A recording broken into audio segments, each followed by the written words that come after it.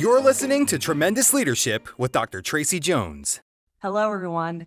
Thank you so much for joining the Tremendous Leadership, Leaders on Leadership podcast, where we pull back the curtain on leadership and we talk with leaders of all ages and stages about what it takes to pay the price of leadership.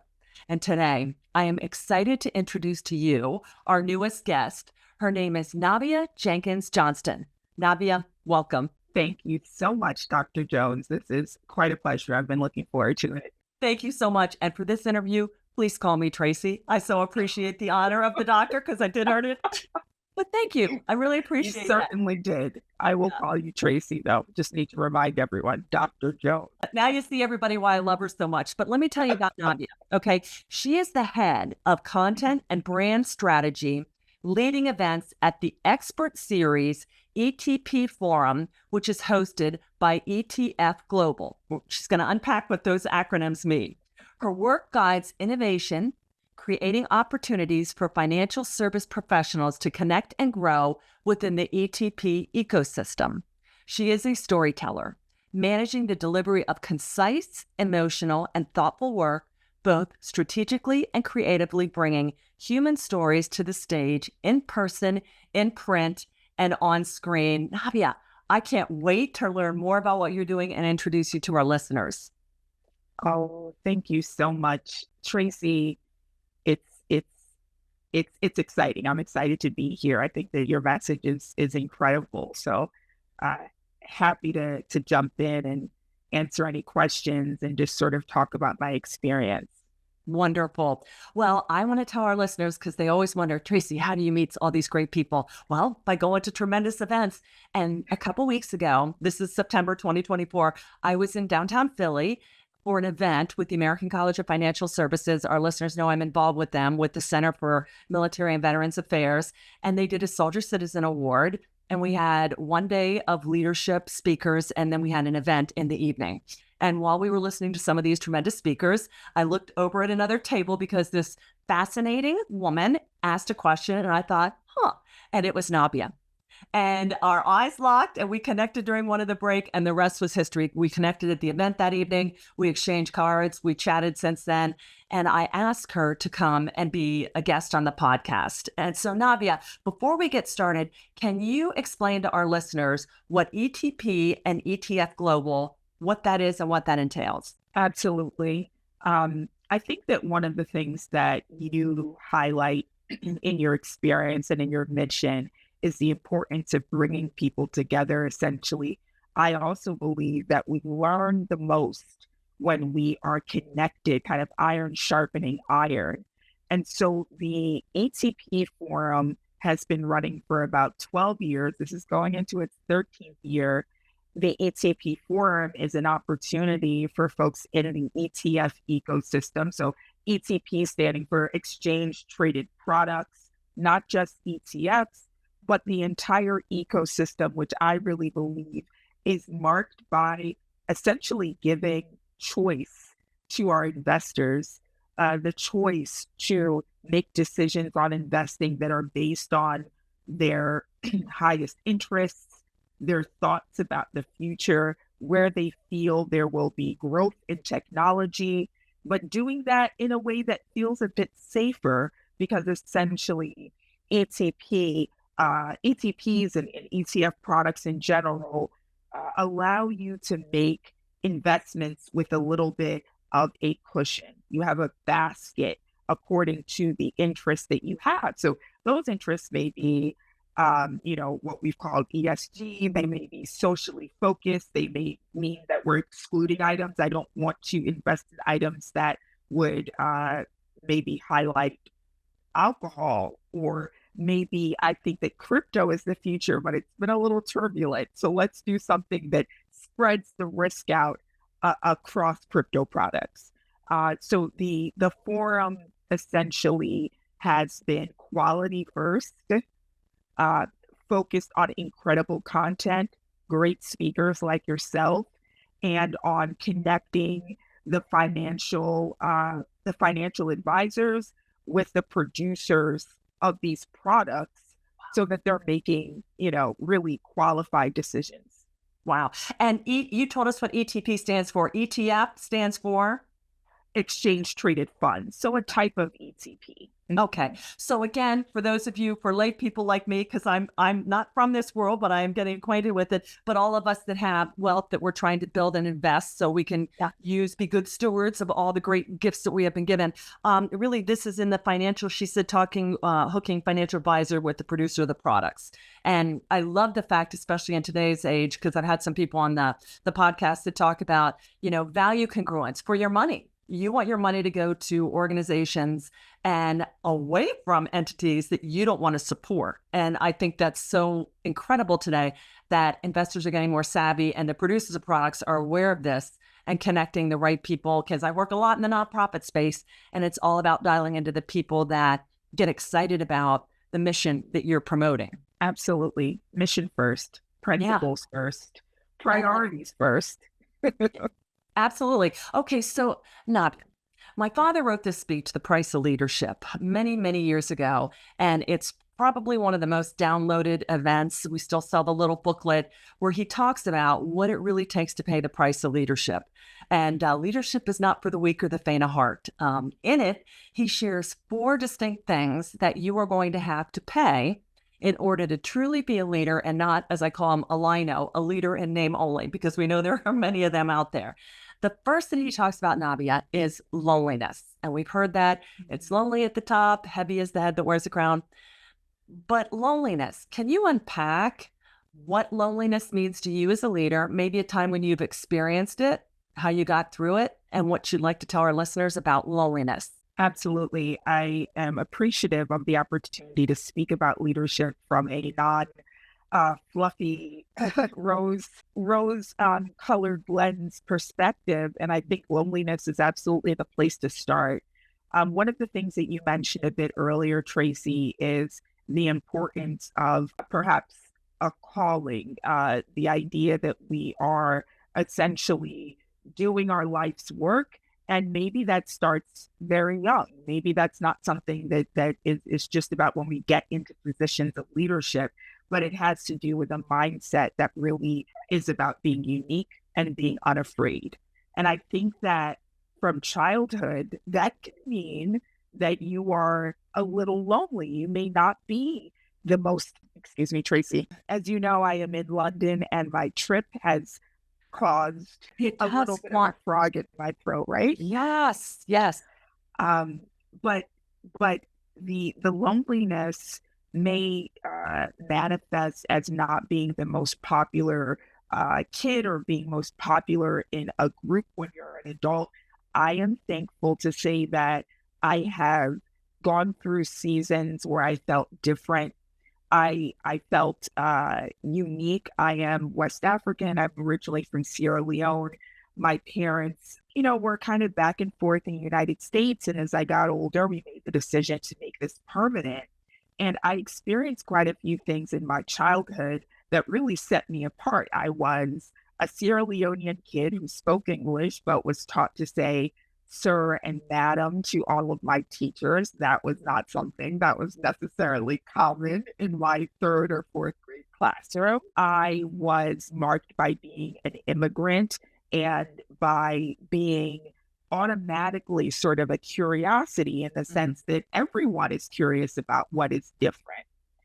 I am thankful for the times when I had to adjust to not having comfort in the form of being the popular vote, right? There are times when you will have to learn how to stand on what you believe in, even if you're standing all alone. And I think that that's something where, as much as I have had the benefit of an incredible network as I've gotten older, in the very beginning, I learned that lesson because of, the opportunity to travel, the opportunities to stand and be a little bit different. And some of the techniques that I learned from that are things that I still use to this day. When I'm called to speak at a meeting and present my work, as we all are, when I am asked those questions that maybe you get asked when you're presenting a research paper and you're kind of grilled or drilled, the memory that I have been standing with myself and my higher power the entire time reminds me that that's still how I'm standing. And it's how we continue to stand, regardless of who's around us today. It's you and your higher power. I love it. Well, and leadership literature, what you talk about is called personal agency. And so you are your own agent. People say, do you have an agent? Yeah, it's me. Because nobody's better than me, because I know me. I've got all my skin in the game, literally and figuratively. Yes. And so there's a beautiful term, and you look at people that, and I love that you talked about the young people, because today you look at people, there's so many young people that are in this stage of, they lack their self-identity. They lack their self-confidence, and there are many, many root causes for that. But I'm so thankful that you talked about your childhood and realizing different is good. Who wants to be like everybody else? We all talk about, absolutely diversity and inclusion, and I want to be included, but I always loved being typically the only woman in the room. I was like, this is cool, because I love that you hit the curiosity thing. If you walk in and think, oh, well, everybody's against me because I don't look like them, well, that's what you're going to manifest back. But I was always like, but why wouldn't they want to ask me? Because I'm the only one like me. And so I think that's a beautiful way. And I also had parents probably like you that realized they were different. And my father realized he was different educationally, upbringing, bloodline, everything. So he was always like, but it's good to be different. You are different. Don't have an issue with that. So I love that you talk about loneliness and dealing with it, because it comes to all of us. Look, we have people that are adored by millions committing suicide because of loneliness. I mean, you're in London, the UK, I just heard has a ministry of loneliness. So, and it's not good loneliness. It's depressing. It's hopelessness. And so I love that you talked about, you have to own yourself first as a leader, because there will be times when no one will be there standing with you. Absolutely. There's a leader, and I remember the quote before I remember the leader at certain times. I guess that's abuse, that says that if we grow fat off of the praise of others, then we'll starve when it's removed. Man, it's actually TD Jakes. That's love TD Jakes. Yes. Yeah. And so, yes. If we go fat off the praise of others, we'll starve. Yes, exactly. We'll starve when it's removed. And so it's a diet. It's a diet, but It's worth it. I love it. All right. So loneliness. So now we talked about loneliness. The next thing Charles talked about was weariness. And, it's tough. You have to be at the top of your game at all times, even when you're not feeling it, because people are looking to you. And then he also talked about, a lot of times you may be the one doing the work of 10 people, because not everybody is as self-motivated as you. So Nabia, how do you deal with weariness and staying strong? I will first admit that I could use all the advice that I can get on weariness, both from the audience and from yourself and anyone else who cares to share, because I think that part of what, when we talk about the price of leadership, being tired is probably the number one most common, in my opinion. And that may result, that may be as a result of hitting high standards and not having a lot of forgiveness from the environment, right? Sometimes the timelines, the deadlines don't allow you to be as balanced as we'd all like to be, and stop when we need to, take moments when we need to, cancel things when we need to. But I think that even in the midst of that weariness, which I absolutely experienced, especially when I'm trying, starting something new, taking on a new goal, a new task, a new element of something I've done before, I am really fighting myself with the expectations I'm setting for how quickly I need to master a new task, a new skill. I have found that it's sometimes the cost that I'm paying to be whatever successful looks like, whatever leadership looks like. One thing I can say that I am learning is that if you Okay, here goes another quote. This one's by Dr. Seuss. I believe the quote, if I'm remembering it correctly, says that those who matter don't mind, and those who mind don't matter. And essentially, I take that to mean that if the folks around you, if the system around you cannot allow you to be human, I'm going to bank on the fact that in a little while, you'll see that there's no amount of work, no amount of exchange in terms of weariness that will gain that approval. So it's important to remember to choose carefully who you're reporting to, who's asking things of you, because we're good leaders, but the leaders that we're reporting into, we're all answering to someone. Mm-hmm. They need to prioritize your humanity. They need to care about you in a sense, sometimes more than you care about yourself, which is another thing I have learned from you, Tracy, right?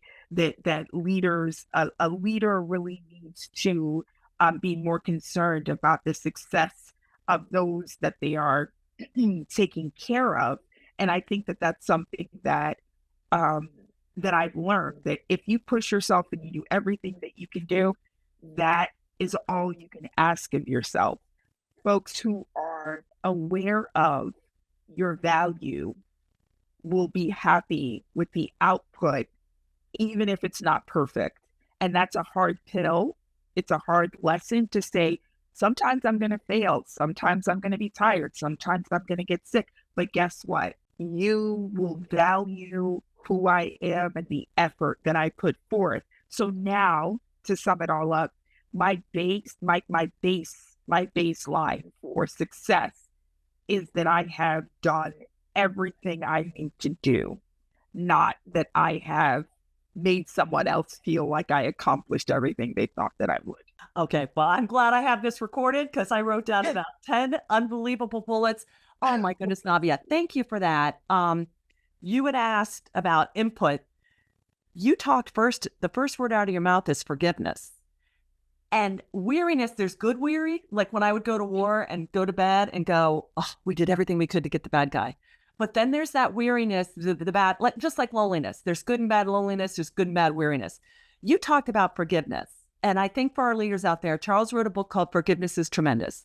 Because if there's somebody that had some things that he could have held on to his whole life, I tell people, Charles, if he didn't find God, he could have become Jimmy Hoffa, or he could have become totally tremendous. Honestly, because he had so many rotten things done to him. But he wrote a book called Forgiveness is Tremendous. And you know, that I'm going to get you back, or I'm going to create this enterprise of vengeance or manipulation, that cult of personality, it's a real thing. So forgiveness for our listeners out there. Nabia, that first word you said, a lot of our weariness, if we really unpack it, it's we haven't forgiven others, or we haven't forgiven ourselves. Right. And you hold on to that, you dream about it, you have nightmares about it, and you wake up tired. You just gotta relinquish that. And if you want some tips for that, you can read Forgiveness is Tremendous, because it's phenomenal. I love that you talked about deadlines, but we had a guest on our podcast, I don't know, a year or two ago, and they said the root of all our heartbreak is expectation. We need to get rid of expectations. You can have goals, but expectations set us up for failure every time. So goals are the outcome, what we want, and I can't even control the outcome. You talked about it, but I can control the processes, and I can control my performance. That's it. And these expectations are the root of all disappointment. And disappointment is a self-imposed emotion. Somebody also told me that. And they're like, if you're disappointed, that's on you. And I'm like, okay, I'm not going to say that anymore.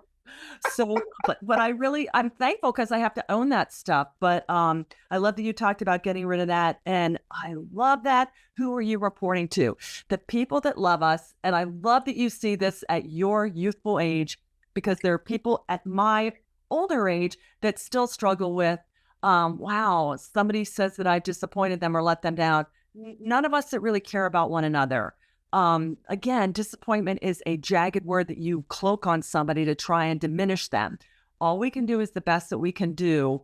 Either help me, but if you're going to critique me, you're not prioritizing me as a human being as a work in progress. This is amazing.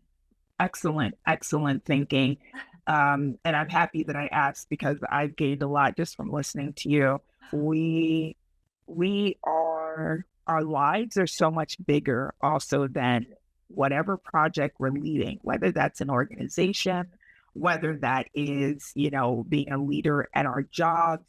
And that's something that is important to remember, that just because you are quote unquote failing or not living up to someone's standard in one area or another doesn't mean that that's your whole being, that's your whole life.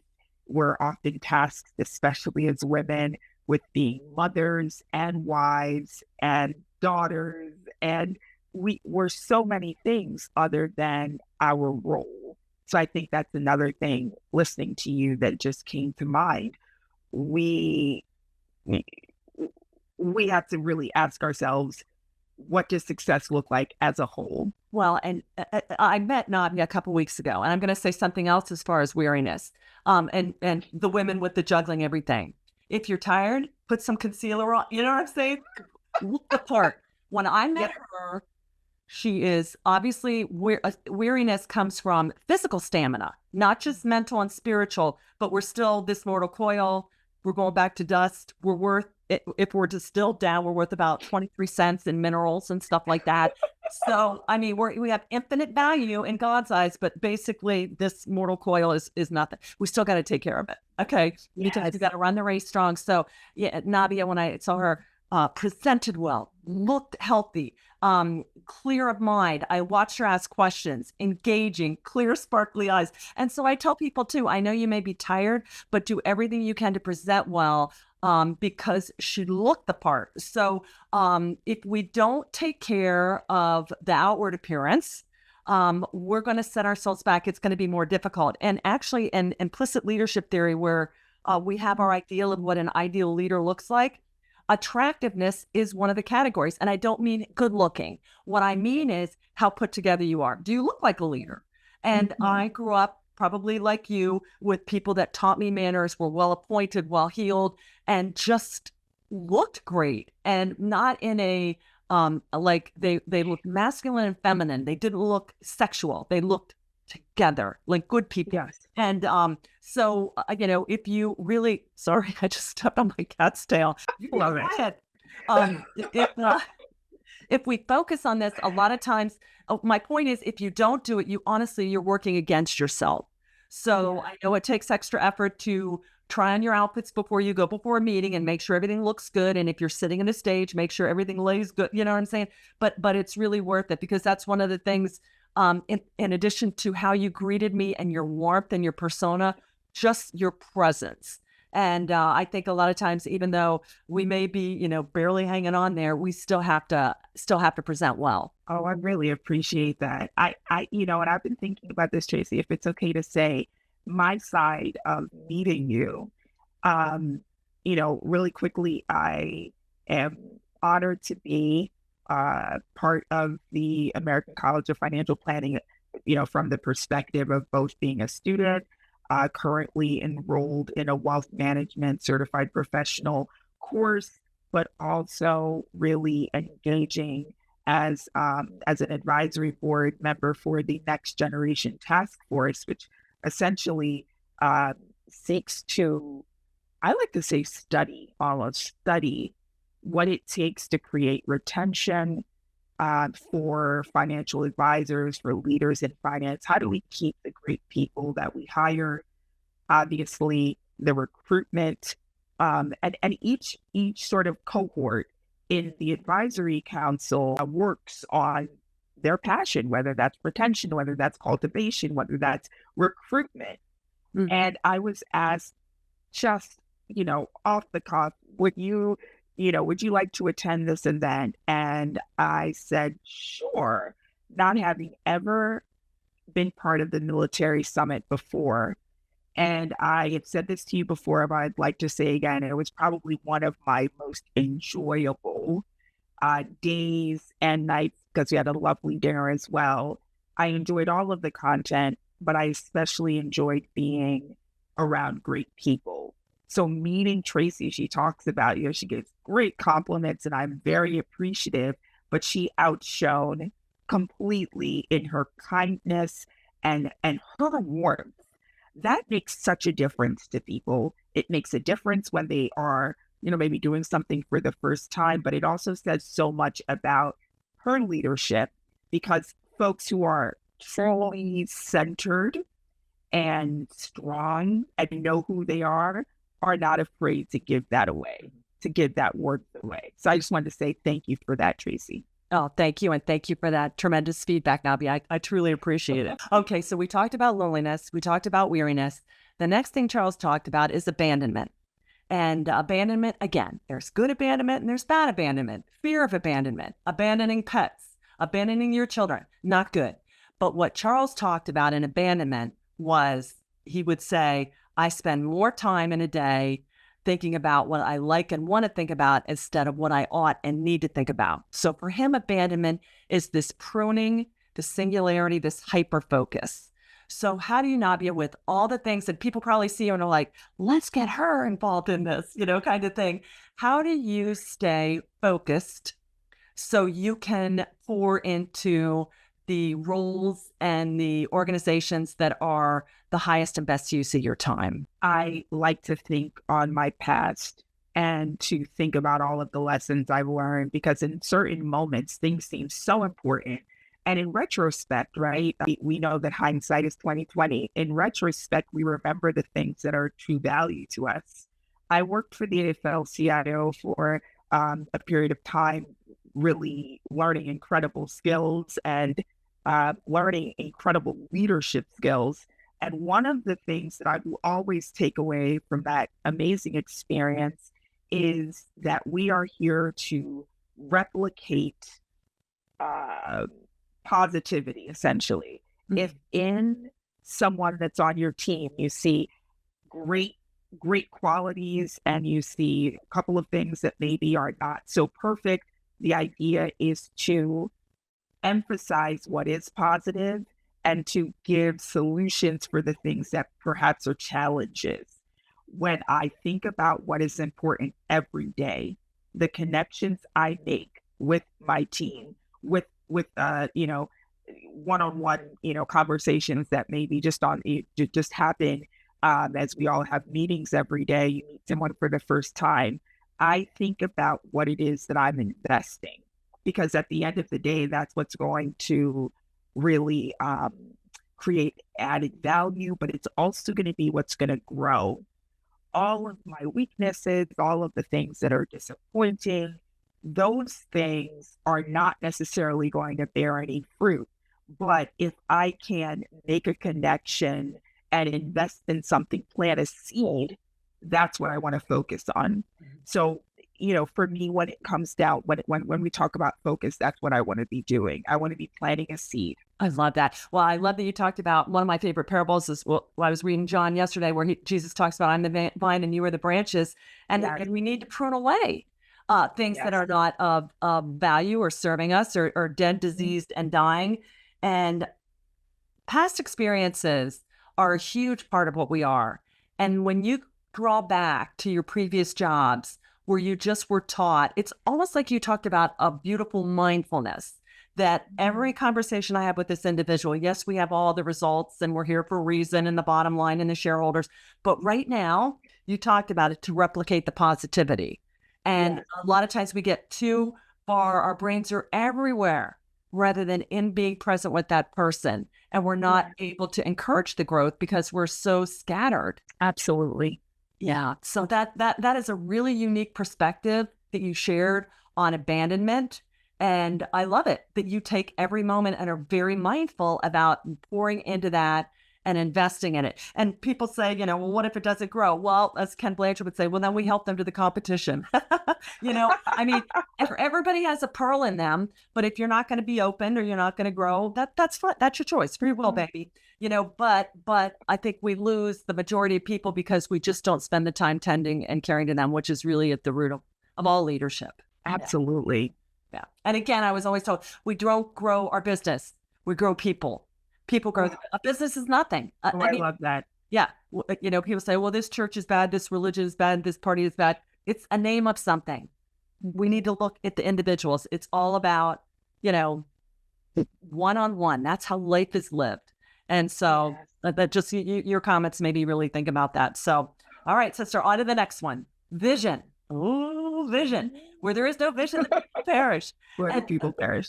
Yeah, I mean, and I would sit there like with these wealth planners growing up, or these big motivational speakers like, Nora Vincent Peale and Zig Ziglar and Odd and I'm just like, man, obviously these guys are successful because they're visionaries.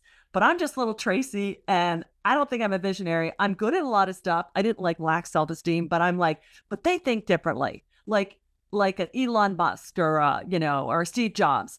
And my dad's like, Tracy, vision is just seeing what needs to be done and doing it. And I'm like, okay, I think I could do that. So it was very strategic, but also with a real tactical, pragmatic thing to it. So can you share, Nabia? You've obviously moved to different roles in your career and what you have next, but how do you cultivate your own personal and professional vision? This is a great question. As you were speaking, I thought about, different ways to define vision. You mentioned, where there is no vision, that people perish. Part of that means that perhaps, or write the vision and make it plain. Another great quote.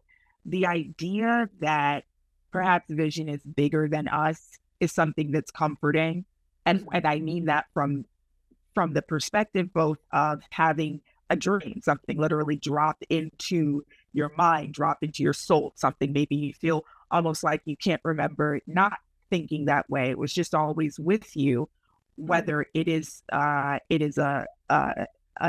calling, something that's pulling you forward, and so it's bigger than you in that way, or it's something that is created with the people around you. It's one of the biggest joys in my life to see maybe the start of an idea be really developed by having input of those that are around you. So when I think about vision and I think about my process, right, and you talk about your dad and how important it is to sort of think about what needs to be done, know what needs to be done, and then to do it, that's how we define vision in our everyday lives for projects. But you also mentioned what it means to have your own personal vision. It's something I don't talk about a lot, but I'm going to talk about here briefly. My hair. My hair. I was talking about yesterday with some family and thinking about what it meant to be a woman and what it meant to be strong. And there were times in my life where I really felt like, wow, how brave is it of Sinead O'Connor to cut her hair off or whatever it is. And as silly and as simple as it is, I think about looking to who have you always wanted to be? We don't need to look around. That doesn't have to be something that is a group project to say, what is beautiful to you? What is strength to you? What does that look like? What does happiness look like to you? And I have made, as part of this year, a large focus on thinking to myself, oh, let's not just survive, right? Let's thrive by remembering what's your favorite place in the world? What have been your favorite experiences? Let's pack each day with value based on your assessment. And so it can feel indulgent, but it's like if you wanted to cut your hair, cut it. If you love apple pie, bake it. If you like those shoes within reason, buy them. So for me, I think taking the time to reassess outside of all of these distractions, what makes me truly happy? What makes me buzz? And knowing that that is not, it's not selfish, it's not self-centered, it's focused. And that helps me to make every decision align or realign, because it does go out of alignment, realign to my highest self, my highest and best self. As a person, I'm top of the charts. I am the highest authority in my own life. So that's what I would say is sort of like reassessing and writing that down. Mhm. I love Italy. It's probably the place I've always said, one day I want to live in Italy. What are we doing towards that goal? Oh, yes.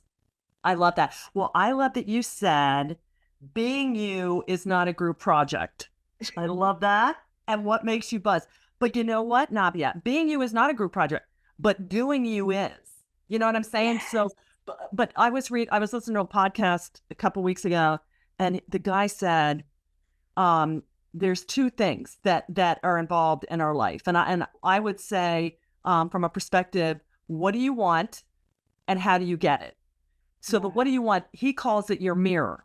All right, because a lot of people, well, I want to do this, and they start getting ahead. You have to get in front of the mirror.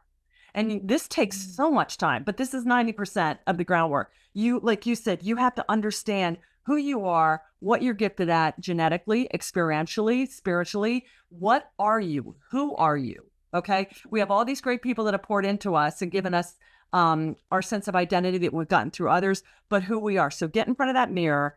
And then the second thing he said, then you look out the window. And that's where you pull the resources in, the books, the connections, the means, the money, the training, the mentorship. That's where you pour it in. So it's this beautiful thing. But before you go, a lot of times we want to look out the window. We think about vision. Well, what am I going to do? Bring it back. As you said, who am I going to be? And that's when people spend decade upon decade doing great stuff, but they still don't know what they really want to do or what their highest calling of service is. Now, that being said, sometimes that hits us like a bolt of thunder. A few of us that's happened to, not me. Most of us, it's like a gradual dawn. It's taken me 61 years to look in the mirror every day and go, I get you now. I get you more. I love you more than I did yesterday, I know you better than I did. So for most of us, it is a gradual, like the sun's rising. It's a gradual illumination but some people do know right away, hey, this is who you are and this is what you're going to do. But I love that you talked about what makes you buzz and doing or being you first versus doing you. And that is vision. But so many times we start looking at everything out there, what everybody else is doing. And well, I have to be like them, or I'm going to miss the bandwagon, or I should have bought crypto because now it's 62,000, Oh, stop. Are you really a girl? I mean, really? Or are you just doing this because everybody else is doing it kind of thing? So I really appreciate that insight because you can't see vision until you can look at yourself and know, what does that mean? Oh, perfect. Perfect, Tracy. What does it mean? Well, you just encouraged me. I just love that. And I love that you said you take comfort that it's bigger than us. So yes, it's about who we are, but integrating that into the world, because you just don't sit there. Was kids, we had that little hymn, this little light of mine, I'm going to let it shine, hide it under a bushel. No, we don't just sit there and say, I got a vision. Nobody's going to know about it. We have to, it's bigger than us. And your vision was given, as you talked about in Abandonment, to encourage and share with as many people and synergize it with the rest of humanity to make the world a better place. So that's all I got to say about that. Tracy, I love it. Love it. All right, sister. Okay, so we did loneliness, we did weariness, abandonment, and vision. Nabia, is there anything else that you would like to share with our listeners as far as your wealth of leadership that you would like to share with them? I am reminded by so many others, including Tracy, that leadership is about servanthood, right? We talk about servant leadership. And if I go out of alignment, which I think literally every day is about getting back into alignment, waking up, getting back into alignment. The one thought that is most helpful for me is you are a servant. You are a servant and you are here to serve the needs of your team. You are here to serve the needs of whatever project you are leading. You're here essentially surrounded by leadership opportunities. So whether we are, as you said, hopefully not Linos, leaders in, correct me. Leaders in name only. Yeah, we're not Linos. Name only. Hopefully we're not Linos, but even if we don't have the name, even if we don't have the title, which is never what's important anyway, but even if we don't, even if we're classically not seen as the leader when we're doing the bake sale at church and we're putting together, wonderful items for charity, the leadership opportunity is there to work on those skills by essentially, as you said, finding what needs to be done and doing it. So that would be, the last thing that I have to say is just we're sharpened daily. I love that. Boy, you really tied that back nicely into vision. You're a pro, sister. Well done. Thank you. It is. I never thought about that quote as the ultimate servanthood. It is. It is. Just find it and do it. Yeah. Yeah. Look in that mirror and then look out that window and call out to who you need to do it with. Yes. All right. I've learned so much. So have I. I'm like, oh my gosh, I'm gonna go down and start blogging because I got all this stuff. Where do I start? All right, Nabia. Well, I can't thank you enough for sharing with our listeners. And I look forward to many more connections. I look forward to meeting you in person, either at Philly or New York City soon. Yes, cannot wait. And, or coming up here and visiting. But I just want to thank you for your heart, for what you do and just your tremendous spirit. And your parents must be so proud of you. You're just amazing. That is so sweet. Cannot wait to go tell them that. Yes, you need to tell them that. They can come talk to me because I'm a doctor and everybody has to listen to me. You hear that, Mom and Dad? I'm sure you did a good job on them too. All right. To our listeners out there, thank you so much for being a part of the Tremendous Tribe. Thank you for paying the price of leadership. I know you guys are out there doing it. You're reading great books. And remember, as Charles said, you will be the same person 5 years from now that you are today, except for two things: the people you meet and the books you read. So you heard us share some tremendous people, some tremendous resources, some tremendous books. So pick some up. If you like what you heard, please hit the like or the subscribe button and share this with some of your friends out there that are leaders that would like a little boost of positivity and information and inspiration. Again, thanks so much for being a part of us and have a tremendous rest of the day. Thank you for listening to Tremendous Leadership with Dr. Tracy Jones. Find out more about Dr. Jones at www.tremendousleadership.com. If you've been ignited by something you heard in this episode, let us know by leaving a review for Tremendous Leadership wherever you listen to podcasts, or by sending us a message through www.tremendousleadership.com.